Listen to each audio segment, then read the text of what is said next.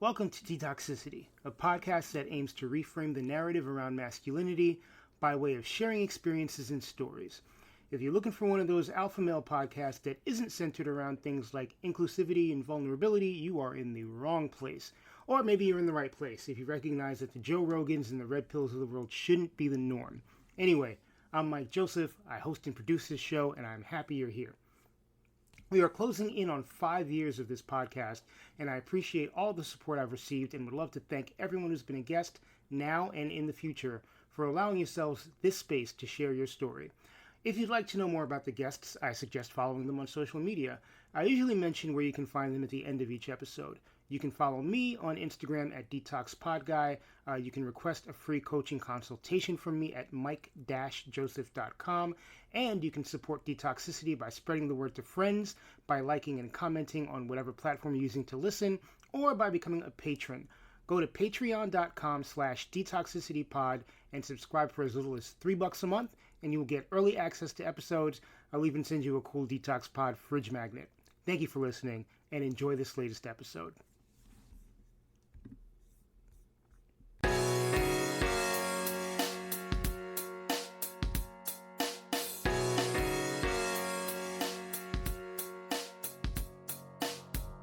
So here's a little bit of a look behind the curtain, as it were. Back in October, I recorded a bunch of episodes, and for a couple of months, I've sat on them. And one reason I sat on them was because I felt topically they were a little bit on the more lighthearted side, and I didn't feel comfortable posting them in a post-2024 election world. As I don't want to say I've gotten adjusted to this new reality, because I don't want to adjust to this new reality, but as the shock has worn off, I revisited a couple of these episodes, and after listening to them, have given a pretty significant amount of thought to publishing them, and this is one that made the cut, because I do think it balances lighthearted stuff with not lighthearted stuff without being political at all. And some of the episodes that I recorded and haven't published yet do delve into politics. And now that we've passed November of 2024, the conversations are a bit outdated. So those I'm hoping to get re-recorded with the people who were part of those conversations. So if you're listening to this and you're one of those people, reach out. Anyway, Greg Burmeister. So Greg and I met via his podcast, or the podcast he co-hosts, Talking Schmidt, which you can find on YouTube. And Greg is many things, a musician, a comedian. He is connected to former podcast guest Kevin McCaffrey because they both worked on Letterman back in the day. But Greg has a really, really interesting story, which has an unfortunate tie-in to today's political climate because he used to work on The Apprentice. We don't talk a whole lot about that, but we do talk about him transitioning out of a career in the arts to something a bit more stable. We talk about a near-death experience that he had where he was in a coma back in 2009 due to heat stroke, and how that changed his outlook on life. And we also talk about some of the interesting things that he has experienced. I don't know what you call people from Minnesota. That was really stupid, and I'm going to leave this in because I want to have a brain fart recorded for y'all. Anyway, he also talks about the experience of being a Minnesotan transferred to the big city of New York. So a lot of stuff we cover. Greg's a good guy. Enjoy this conversation. I hope you get something out of it. Everybody, here is Greg. Hey, everybody. My name is Greg Burmeister. I live in Astoria, Queens, in New York City. I'm originally from Minneapolis, Minnesota, where I played some rock and roll music, and I booked a lot of rock and roll shows. I was at shows every night. And then in 2011, I moved to New York to play in a psychedelic rock band. And then I got a job as a page at the Late Show with David Letterman, and worked in TV for a few years, and now I work in the tech industry. You are at least the third Letterman alum to be on this podcast. That's Um, hilarious. so I don't know. Maybe one day I'll get David Letterman himself, but he appears to have a wide range of people who've worked for him that somehow fall into my orbit. Um, Yeah, that's so funny. and the weird thing is that obviously I met you through Eric, who Mhm, does your podcast with you, mhm. and I know that Eric and Kevin know each other, and I've interviewed Kevin for the podcast, but I know Kevin from a completely different world. We used to both work at Radio Free Brooklyn together, so that's how he and I know each other. But that's completely irrelevant to this conversation. Um, what made you decide that you wanted to, at least initially, pursue a career in music? So started playing guitar when I think I was 15, mostly just out of boredom. I always loved music, and I didn't play the piano or any other instruments, and I was just like, I want to play loud rock and roll guitar. And so I figured it out in high school, and I just became obsessed with it. I would not put my guitar down. And then I grew up in a small town in Minnesota, but then when I turned 18, I moved to Minneapolis and I joined like a real band as opposed to a high school band that just plays talent shows and Got stuff. it. Got Yeah. it. And then with that band, we toured the country. We started playing tons of shows, and it was the most fun I ever had. Like being on the road playing shows in different cities every night was just amazing. I became obsessed with it. And at that point, I thought it was the only thing I ever wanted to do with my life is just play live music. And that's why I moved to New York, was because it's bigger and better than Minneapolis. Was there culture shock? There's actually two questions I want to ask, and I'm going to ask the last question first. Was there culture shock coming from a small town, Minnesota, to Minneapolis, and then from Minneapolis to New York? Yeah, definitely. Like when I moved to Minneapolis, I thought it was just a massive city. I was like, this is crazy. It's just so many more people. And I loved it. I was like, this is for me. I didn't realize how bored I was in a small town until I moved to Minneapolis. And then What's there to do? I mean, for reference, I guess, how big is or how small is the town that you grew up in? oh, it was about 30,000 people. So it wasn't like a rural town, so to speak. Right. It wasn't There like weren't farmland. tumbleweeds rolling Yeah, behind. Yeah. yeah, exactly. So it Right. wasn't tiny, but like we had one mall that was pretty small. We had one of every fast food restaurant. There's like one McDonald's. I don't think we even had a Starbucks. So it was pretty small, especially compared to Minneapolis. And then I lived in Minneapolis for 9 years. And, over the course of that 9 years, I had visited New York City a couple times. And it was kind of a similar mindset. I was like, all right, now Minneapolis feels small now that I've been to New York. And I guess I just kept wanting bigger and better. So went from the small town to Minneapolis, and then Minneapolis to New York. And at this point, I don't think there's anywhere else I can go that's bigger and better. I think Yeah, New York is kind of the you're not gonna get bigger. It's not no. gonna happen. You peaked. Yeah, Um, exactly. and as a musician, I'm curious. Whenever I speak to touring musicians, the life of touring feels so unsettled. Particularly as you get older, you don't have a home base, and you're traveling in a bus or a van. I mean, unless you're a huge rock star and you can travel by a plane or whatever, but Mhm. you're just living this constantly transitory existence. Did that excite you, or was that like, oh my god, I don't need this shit in my life? Yeah, that's something I tell people a lot. At the time, I was 21 years old, and I loved it. It was all I wanted to do. Our band had a 15-passenger van with an 8x6 trailer that we hauled all of our gear in. And it was great, just sleeping in the van or crashing on people's couches every night in different cities. That was the life I wanted to live. But now that I'm 40, I'm like, there's no way I can do Right, that. I'm like, nah, dude, I need a nice hotel room every right. night. You need the Yeah, lumbar support. exactly. Like if I were to go out on tour these days, like I would need an actual tour bus or something. I couldn't do the van life again, I don't think. Yeah, I don't think it's made for middle-aged and older people. It's a young person's game for sure. Yeah, it really is. And then how did you make it from music into your current career path? So when I was living in Minnesota, I was a big fan of Tim Heidecker.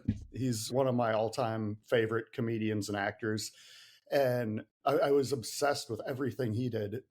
And he has a very weird style of comedy, oftentimes very uncomfortable. And so I used to make just weird YouTube videos with my friends. And it was always kind of a dream of mine that if music didn't work out, I wanted to work in TV, or I wanted to be some kind of video producer or something. And so I had a couple friends from Minnesota who played in a really good local band that moved to New York and started a new band, and they needed a bassist. And so they were like, hey, would you be willing to move to New York and play bass in our band? Even though I wasn't really a bassist, I always just played 6-string guitar. But I liked bass and I was good enough at it. So I was like, yeah, I'll do it. So I just bought a one-way ticket to New York and flew out here with my bass guitar and a suitcase. And then I was like, since I'm in New York, I might as well try to do this TV thing that I've always wanted to do. So, yeah, I met a friend of a friend who worked at Letterman and got me a job as a page. And then while I was working there, I met so many people, which is easy to do, as you know, everyone works at Letterman. And yeah, so I was there for a year, and then through the connections I made at Letterman, I started getting production work on other TV shows, mostly reality shows. Like I worked on Celebrity Apprentice in 2012. I'm sorry. Yeah, thank you, thank you. It's funny, like whenever I tell people that, I immediately have to follow up with, this was in 2012. This was 4 years before anyone even like thought that he would be a presidential candidate, let Right. alone the president. But yeah, I worked on several TV shows and it was great. I had a lot of fun. I love being on set and everything. But the way I got to where I'm at now is I got so burned out. I was like, the show that really turned me off was this Food Network show that I worked on. And I only worked on it for about a week, but I was on set for like 14, 15 hours a day. And then I'd go home, sleep for a couple hours, wake up at 6 a.m. and do another 14-hour day. And I was just a PA, so I wasn't making any money.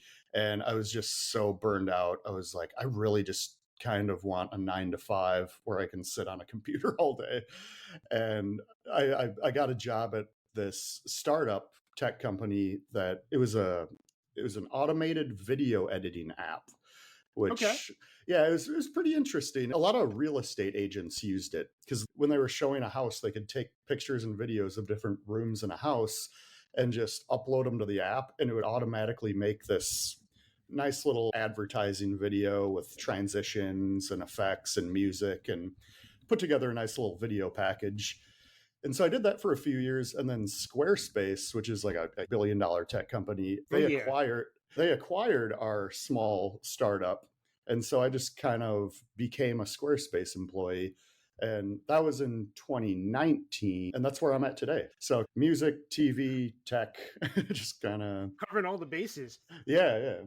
And obviously, well, maybe not so obviously, but you having the tech job that you do gives you a little bit of flexibility to do other stuff. It's not in the way that being a musician or working on a TV show is like a 14 or 15-hour day job. A tech space, you can work 8, 9 hours, and then you have other parts of your day to devote to kind of fueling your creative pursuits. Definitely. That's one of the main things I like about it because, like you said, musicians, especially if you're touring, you don't have any time. You're just on the road constantly. Or, yeah, TV, it's just every waking hour you're doing that job. So, yeah, this is great. I can do my podcast, I can go to shows, I can still make weird videos with my friends. Right. When that sort of burnout thing happened, kind of at the end of your working primarily in TV, what did that even feel like? Oh, I was just exhausted. And also, it's difficult to keep steady work because you'll work on a show and production might last, 4 to 6 weeks. And then that season of the show is done. And then you might have a few months where you're not working. but you're constantly looking for the next gig, which is almost a full-time job in and of itself. And it was mostly just, it's one of those things where it's all not what you know. It's, you know, you can't really just go on LinkedIn or whatever and be like TV show to work Right. on. It's like reputation based. Definitely. Yeah. And so I always feel bad texting and calling people asking if they know any work, like know of any available work. And so, yeah, it was just a lot of that, constantly looking for the next gig. So that on top of when you are working and you're working these long days, it was just exhausting. And I happened to find this job posting for the tech startup, and that sparked my interest. I was like, "Ooh, if I can get this, I think I'm just going to be done with TV."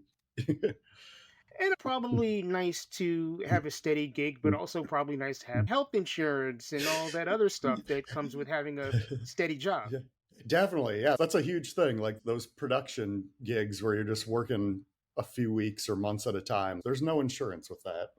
Right, right. Yeah. When we were kind of going back and forth trying to get you on the show, you had mentioned something about heat stroke, or like you were in a coma for a couple of days. Yeah, it was wild. And that's part of the reason I moved to New York. I got this second lease on life. Like I should have died. It was in June of 2009.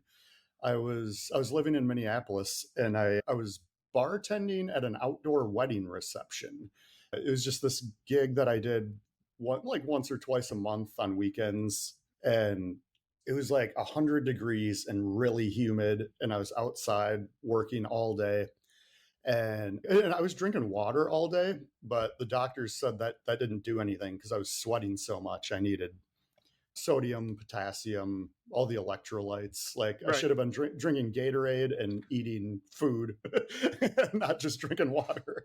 And so, yeah, I had this massive heat stroke. My body temperature was over 105.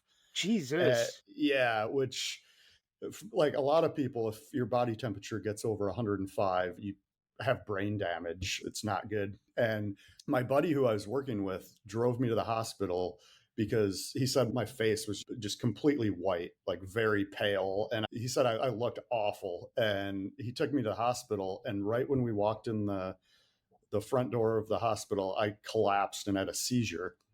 And I guess my whole body was just freaking out. And I don't remember any of this either.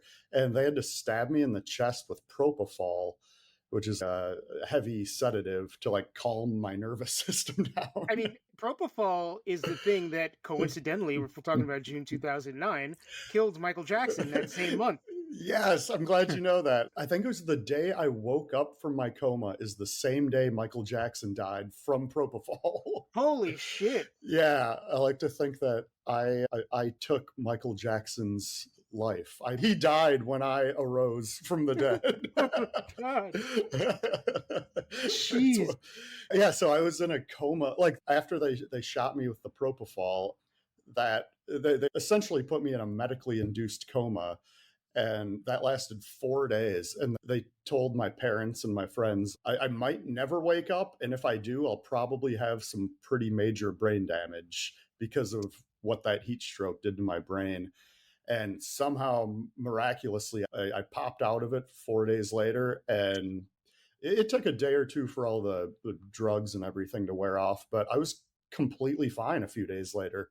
I felt great. My mental clarity was spot on. It was wild. The doctors have no idea how that happened. Happened. So you wake up, Mhm. and what is going through your head? You got to be like, where the hell am I?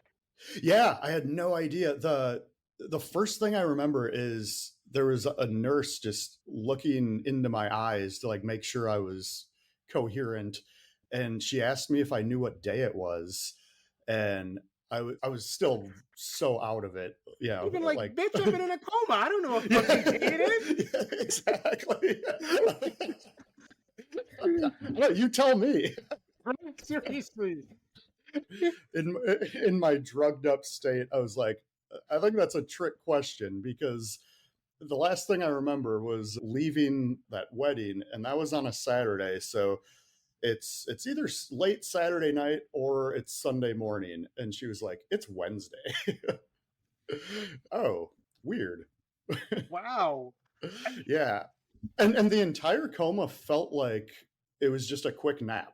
Like when I woke up, I felt like I had just passed out. I don't remember anything at all. holy shit. So I gotta imagine, and you obviously hinted towards this, when you have an experience like that and you come out on the other side of it, you've got to be like, what does this mean? Like, Yeah, totally. Especially the fact that I was just fine. And all the doctors said they've never seen anything like that. They were like, you should have some kind of brain damage, or this is wild. right, Yeah, it was. And people always ask me if I had any, like if I saw anything, like the saw white the light. light. Yeah, Mm-hmm. exactly. And I really didn't. I felt like I took a quick nap and then I woke up. And I do remember the day I woke up, I was kind of in and out of sleep throughout the day.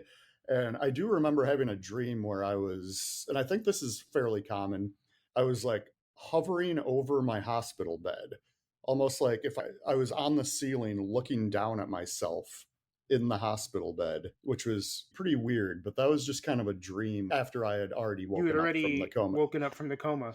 Yeah, yeah. But other than that, nothing. I didn't really see anything or feel anything. Right. So once you're out of the hospital and you're kind of living your life again, are you? I feel like the common narrative is that people have these near death experiences and then they're like, I'm a changed person. I'm going to do all of these things that I didn't get to do before. I'm going to do all of these things differently and I'm going to apologize to people. What was like your process like there? Yeah, so the main thing, I was pretty much just back to normal, but I did have that thought. I kind of reassessed my life. I was like, all right, I've been living in Minneapolis for the past 9 years, just playing music, doing the same thing every day. Our band played at the same venues. I was going to the same venues to see the same bands over and over. And I was like, I want to do more. I don't want to just get stuck in this rut since I should be dead. Let's do something else. And so it took another year or two until I finally moved to New York, but that was mostly just financial. I couldn't afford it at the time. But like shortly after I woke up from the coma, that was kind of my plan. I was like, all right, I'm moving to the big city. I'm going to play music out there, try to do some TV work, just do as much as I can, basically. Right. Mhm. This is an interesting question that I like asking people who don't like. I grew up here, so I have a very different overview of New York and the New York experience. Yeah. What has been the hardest thing for you to adjust to, or the weirdest thing that you didn't expect? Probably just the constant hustle. Like these days, I've got a solid job and everything, but for the first few years, I could barely pay my bills, even though I felt like I was constantly working because everything's so much more expensive in New York. You work constantly and you still can just barely afford anything. And I think that was the main thing that I noticed. I was like, I didn't understand how people could live here. Why am I always broke? Yeah, I'm constantly I work 60 hours a week and And I I'm just still have all no money. yeah, it makes no sense. Yeah, Like is this just going to be my life? Just right. constantly working and never being able to afford anything? When I visited your place to do Talking Schmidt, we had a conversation about your first decade or so living in an apartment that you did not pay rent for. Yes, that was a huge part of why I wanted to stay here. I finally found a way to not have to work constantly and be broke. Right. Yeah, so I moved to New York in 2011, and then my first place was in Bed-Stuy, then I moved to Bushwick, and then in 2013 I moved to Greenpoint. And about a year later, in 2014, my landlord was murdered by a couple of his contractors.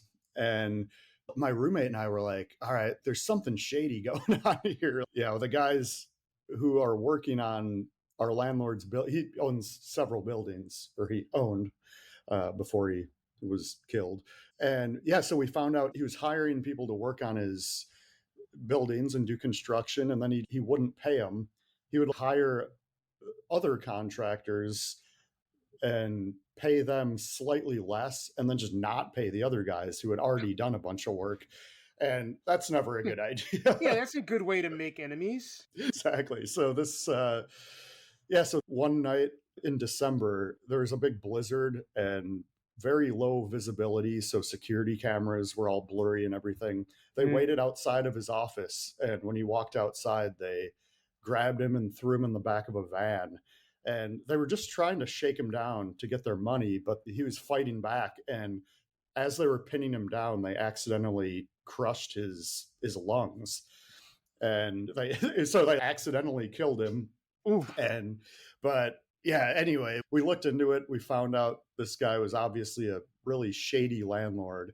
And the reason we stopped paying rent is because we talked to a friend of a friend who is a real estate attorney.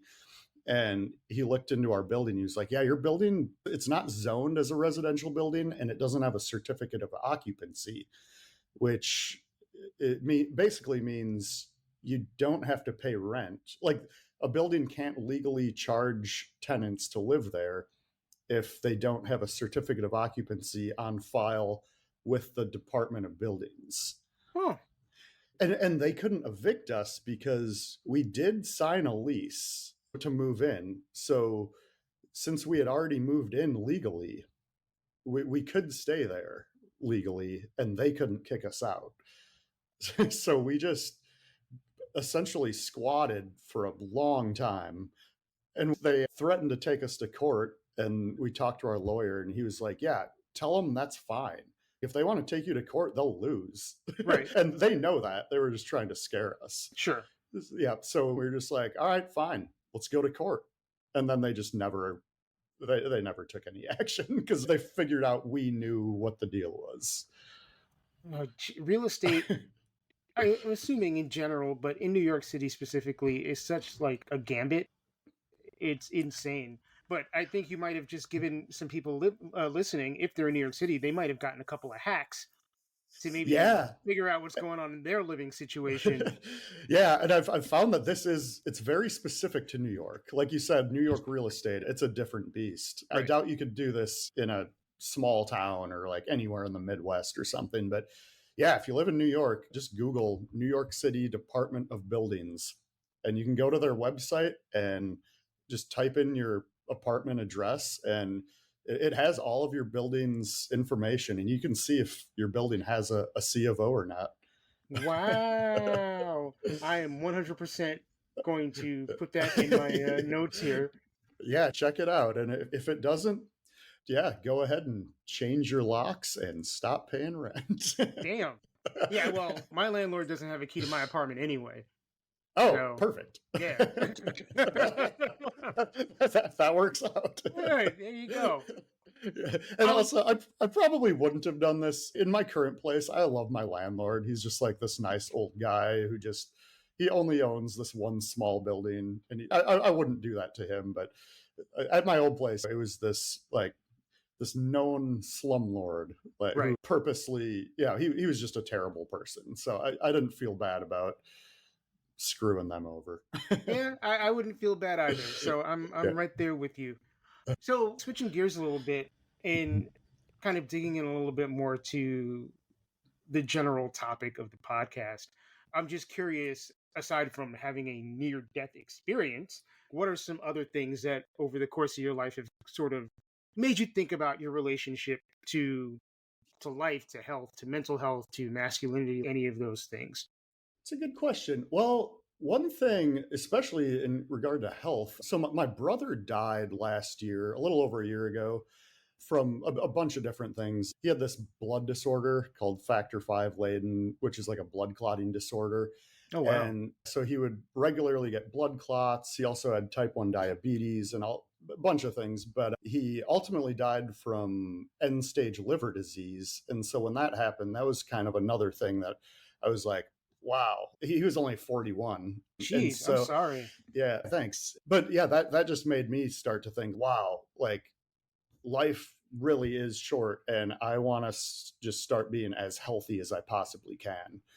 Because, I never ate that well, partied too much, everything. And so I was like, all right, now I'm really gonna just be much more strict about my diet. And so over this past year, I've lost a lot of weight. I've been eating super healthy, getting way more exercise, and I feel amazing. But I guess it took my brother dying for me to be like, all right, it's time to switch gears and just start being healthy. Right. Were you and your brother close or? Honestly, we weren't that close. We'd talk on the phone once in a while. I'd see him when I went home like 2 or 3 times a year, but we weren't super close. We didn't have a whole lot in common. Got it.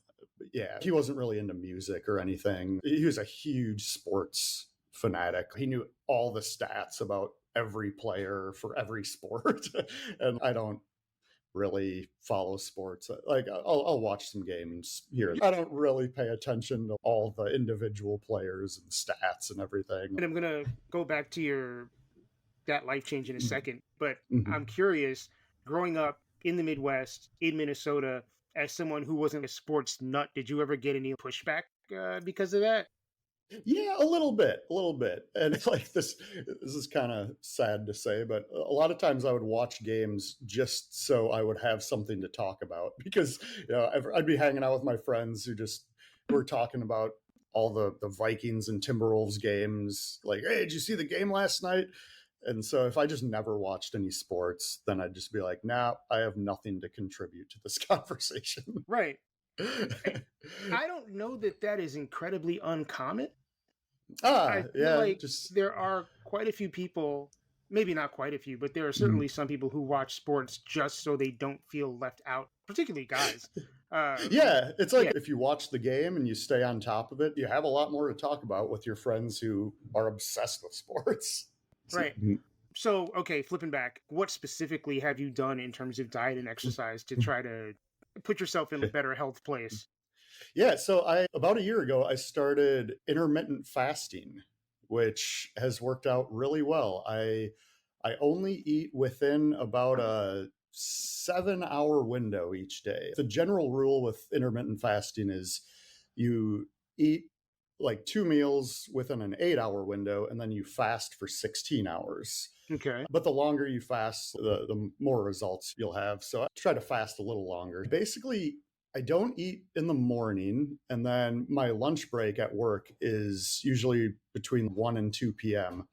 So that's the first time I eat or have any calories each day. So I'll eat at like 1:30, and then I eat after work around 6:30 or 7, and then I don't eat anything until 1 o'clock the next day.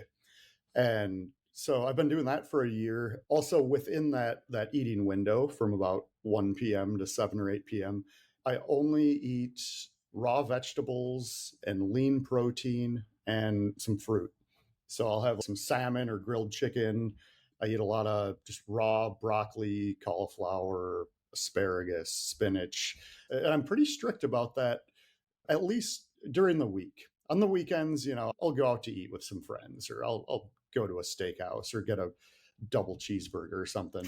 But for the most part, I'd say like 90% of the time, I'm pretty strict and I try to not eat much sugar at all, aside from, I'll have a little bit of ice cream like occasionally. But yeah, just a lot of raw vegetables and lean protein and intermittent fasting. That's been my thing. And I've lost a lot of weight and have so much more energy. Gee, I bet. Yeah. I wonder about that sometimes with people who are in creative fields, particularly in New York, right? Like you're going to shows still, you're Mhm. sort of doing the comedy adjacent type stuff. Mhm. How do you resist temptation to like go into places and get drunk or whatever it is? The creative arts are not a health forward promoting type of work. You know Yeah, what I'm saying? Yeah. totally, totally. Back in my early 20s, like we were talking about earlier, when my old band was on tour, basically living out of a van, it was just constant whiskey. I had a bottle of whiskey in my hand all the time, Right. whether it was band practice, playing a show, driving to the next city to play a show. We'd be sitting in the back of the van chugging whiskey. So, yeah, that scene is definitely a party scene. But these days, I drink a lot of seltzer water. Just like, What's up, sir? hey, LaCroix, Yeah, nice. got my LaCroix. Yeah, yeah, that's my jam. It's got that bite, the carbonation. So that's usually what I'll get if I go to a show and I don't want to drink, even if everyone else is wasted. Sipping on a seltzer is just, it kind of feels like you're drinking because of the carbonation, but yeah, that's kind of been my main thing, is just seltzer water. And And you don't feel pressured? not really. The temptation is always there, but the main thing I try to keep in the back of my mind is just how much better I'll feel the next morning. I can picture myself waking up the next day, and I know how I would feel if I got wasted that night. I mean, hangovers suck. Particularly Yeah, you pass 40 and those hangovers become really, really difficult to deal with. they're bad. You feel miserable. You have no energy. You don't want to do anything. And I still do have a cocktail once in a while, but yeah, as far as getting really drunk, I just keep telling myself, don't do it. You're going to feel so much better tomorrow morning. Right. And you've done this Right. plenty of times. Right. It's interesting to me when you see folks who are like, oh, like that hangover really sucked and I went really hard last night. And if you're a certain age, you've been on this ride probably hundreds of times before. You know what Yeah. the end result is going to be. So what's the point of continuing to do it? Exactly. And like you said, the older you get, the harder it is. Back when I was 21, chugging whiskey in the back of a van, I still felt great the next morning. Right. I'd wake up and be like, all right, let's do it again. More But whiskey. yeah, exactly. But nowadays it's like, oh man, the next 3 days I just have no energy. They're going to suck ass. Yeah. From a social perspective, like what, well, I guess not even a social perspective. That's a leading question. What are the things that kind of keep your head above water? What are the things that kind of keep you going? What are the things that make Greg happy? I would say number one is loud rock and roll. Whenever I go to a loud rock and roll show, I am genuinely happy, no matter what else is going on in my life. Like just 2 nights ago, I went to see the Jesus and Mary Chain at the Beacon Theater. They're from Scotland. They're like a psychedelic rock band from Scotland. I'm familiar. Oh, nice. Yeah, I love those I'm guys. from the 80s. Oh yeah, you get it. Yeah. I went by myself and just had an amazing time. I'm totally fine going to shows by myself. Going to shows alone is underrated. Right? It's very nice. And depending on who you go to shows with, some people like to talk the entire show. And if I'm by myself, I can just sit there and just get locked in and just stare Enjoy at the the band music. and really enjoy the music and get into it and not have someone talking in my ear the whole time. Yeah, for me, whenever I go to a show with somebody, I feel like I have to be responsible for their good time. Yeah, exactly. And that's stressful. Yes. Yeah. Whereas if I'm by myself, I can leave when I want. I can stay as long as I want. If I'm not feeling it, I can find something else to do, like that whole thing. So, yes, huge proponent of going to shows alone. Yes. And that actually happened at this show 2 nights ago. I didn't realize the Jesus and Mary Chain was playing first because they're on this co-headlining tour with the Psychedelic Furs, who I like them, just not as much as Jesus and Mary Chain. Sure. And so, yeah, Jesus and Mary Chain played first. And then I was like, I'll watch a few songs of the Psychedelic Furs and just kind of play it by ear. And about halfway through their set, I decided I wanted to leave. So I just bailed. I wasn't with someone else who needed to stay all the way till the end or someone who wanted to leave earlier. It's like you said, you have that freedom when you go to shows by yourself. And it's great. Right. And it seems like you have a pretty decent sized circle of friends and people I hang out with. Yeah, totally. Yeah, I've got a lot of good homies, but I've also always been a pretty independent person. I love traveling by myself too. A few months ago, I went down to DC by myself and took a tour of the White House and just wandered around with my headphones in, listening to music. And like we were saying, just having that freedom to I could do whatever I wanted, whenever I wanted, and don't have to please someone else. Like, what do you want to do? That's also an underrated activity traveling alone. Maybe I went on too many family trips as a kid. But again, going back to the stressful thing, when you travel with somebody, you sort of have to merge schedules. So you're kind of on their time, they're kind of on your time. You may end up doing some things you don't want to do as a sacrifice type thing. The person that you're there with or people that you're there with might want to do things. It's easier to get on a plane, travel by yourself, go somewhere, and then just kind of like walk around. Yep, exactly. And also with food, like if they really want to go eat somewhere that you might not want to go to, you'll do it just because they really want to go. But if you're by yourself, you eat whatever you want, you go wherever you want. If you want to leave early, you can do that. I love it. Yeah. I mean, I enjoy my people. I love my friends. I take pride in having a solid community of people around me. But that doesn't mean that there are not times when I am happiest by myself. Definitely. And I think that becomes more and more true the older you get too. Like back in my 20s, I was constantly with friends. I was at every party every night. I was doing things during the day with my friends. I didn't have a lot of alone time. And now that I'm getting older, I definitely appreciate my independent time a lot more. And I'm assuming you also live by yourself. Yep, I've got my own place, which is great. Once I started living by myself, I realized there's no way I could ever have a roommate again. I was like, this is amazing. I can watch movies at full volume at 3 a.m. if I want to. Right. It's fantastic. I never close the bathroom door. Right. It's so weird. So I haven't lived with another person consistently for, since 2005. Almost 20 years of living completely by myself. Wow, that's amazing. And I don't know if I would trade that for anything. And look, I had some friends over last night and we were talking about communal living and not being able to afford real estate in New York, and then thinking maybe 5-10 years down the line, not a bad idea for a bunch of people to buy a house together and kind of do that kind of thing. But the circumstances would have to be so specific for me to share space with, even if I love that person dearly, like if it was a romantic partner or anything like that, even still, like there's something about just not having anyone else around. Right. And even things like the kitchen, like when I had roommates, my roommate would spend 3 hours making this elaborate meal and using up all the dishes and then not washing them, and just little things that I never realized until I lived on my own. I'm like, wow, there hasn't been a dirty dish in my sink since I moved in because I do my dishes. Right.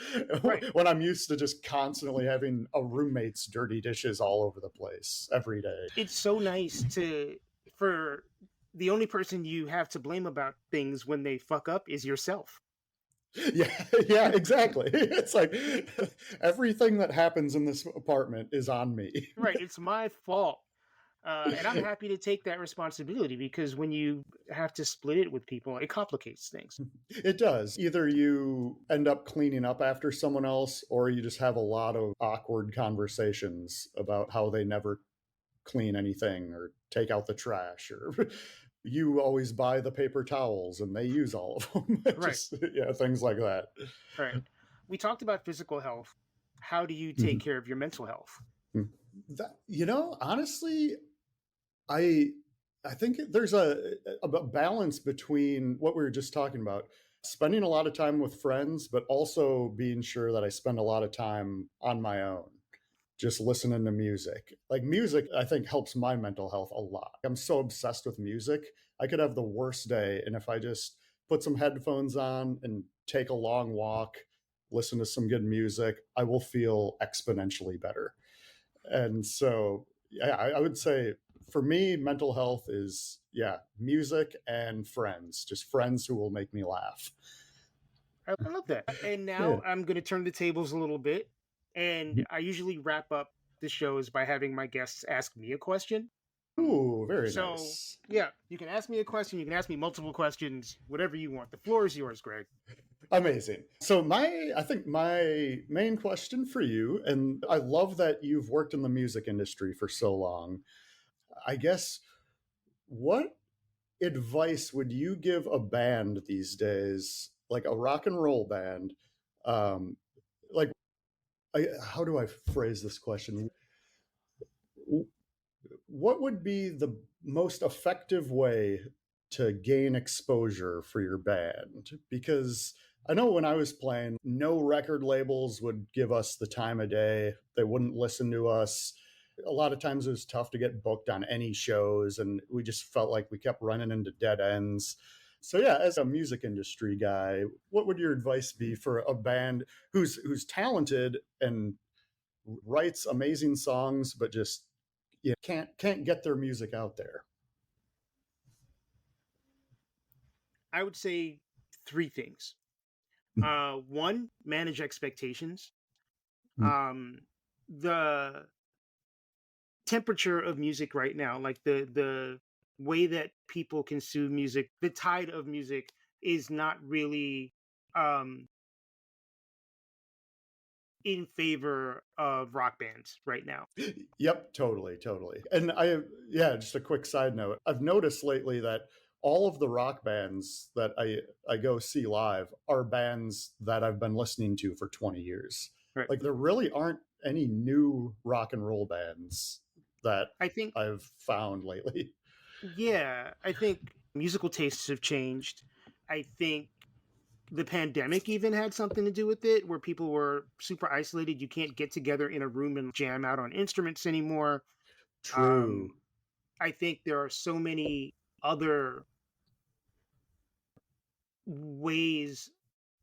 When we were kids, and I'm a little bit older than you, but Mhm. when we were kids, in order to have any community activity, you had to go outside and meet your friends and do stuff, whether that meant going to somebody's house to play video games, or going to the mall, or playing football, or getting your instruments and starting a band and playing music together. That's true, because And we didn't have any social media, or I mean, when I was a kid, like, the internet existed, but it was that slow dial up, and people didn't spend a lot of time on the internet. So right, yeah. right, yeah. I mean, you were 18 years old, going backwards here, presuming like 2001, 2002. Yep, exactly. Um, I yeah, graduated high school in 2002. Yeah. yeah. So there was no such thing as social media at that time, and the internet was definitely a different place. There weren't smartphones, any of that stuff. So people got together and they did stuff where you can be in your house. I mean, look at what we're doing now. You're in your apartment. I'm in my apartment. We're having a conversation. Mhm. So the ability for groups of people to get together and sort of like jam out on instruments like that, using that as something to divert time away or kill time, doesn't really exist anymore. So I would just manage expectations as far as being a rock band in today's climate. Number two is just understanding that as a creative person, so much of your success is in your own hands. Going back to the internet and social media and that kind of thing, you can build your brand. Yeah, Um, totally. Yeah, there are you know, so many people who become famous just off TikTok and stuff like yeah, that. yeah, Mhm. yeah. So it's not like 20 years ago where you had to do showcases and you had to do like this showcase and that showcase and get in front of the right record industry person to sign a contract and potentially make an album and blow up. Now you have the power to build your own network at the most granular level by posting clips on social media or on YouTube or whatever, and just kind of building your brand from there. True. Um, You don't have to rely on the suits, so to speak. Right, right. And the Yeah. third thing I would say is super important is just networking. I mean, I know so many musicians here in New York City, and I feel like they should all know each other because then you can do shows together, you can do all sorts of stuff together, and I just think it's cool. I mean, in general, I think it's cool for people to know each other and know all the cool things that they do, but in a creative framework, if you're making music, you want to make music with people. And like you mentioned at the beginning with your PA jobs, like you get gigs because people know you and people trust you. Yeah, it's all networking. So, yeah, I think that crosses over into a lot of different areas of life. Just, constantly meeting people. who are in the same field as you and using those connections. Yeah, and I mean in New York, it's a lot. Like I'm not a musician, so I can't say for certain. It feels like it's both easier and harder to make connections because it's not like in a small town in Minnesota, there's only 10 bands, right? So Yeah, yeah. you get to meet the same people, and it's kind of like that group just sort of like spins around in a circle together. Yeah, Whereas, you know everyone that there is to know. right, But whereas yeah. in New York, there's like 5,000 bands, and people switch out and switch in. People, you know, sign a deal and go on tour and leave and then come back. It's a much different animal, and I think there are opportunities for like stronger connections to be created, but those connections are also more volatile just because people are running around all over the place doing other things. Yeah, definitely, definitely. So I don't know if that answered your question. Yeah, that's perfect. And that Cool. makes a lot of sense. Yeah, Because I guess every band I've played in has been like pre TikTok and Instagram and everything. So yeah, it's a different world now. and also I mean when you're a 19-year-old kid, I think the expectations and the way that you build a career are different than if you're a 40-year-old person doing this is like a compliment to your main gig. Yeah, Right. definitely. It's not when you're younger. I would have dropped everything in a heartbeat to just go on tour full time. Right. But now it's like it's got other things going on. I've got this full time job that I need in order to pay the bills. Right. Right. It's Yeah. not as easy. I mean, I probably not very easy at all to Mhm. drop what you're doing and hit the road. Yeah, definitely, definitely. Cool. Yeah. So, Cool. that's my 2 cents for Uh, what that's worth. yeah, amazing. I Yeah. love it. Greg, thank you for being on the show. Sorry this took so long to publish. Really great conversation. And if you want to know more about Greg out there in listening world, you can follow him on Instagram at greghello. That is GregHello. His podcast is called Talking Schmidt. He co-hosts with Eric Schmidt, the titular Schmidt. And you can find that on YouTube, and you can also find it wherever podcasts are made. So make sure you check it out. There's an episode from about 6 months ago that I was on, and we had a lot of fun talking, and hopefully we'll do it again. Thanks again, Greg.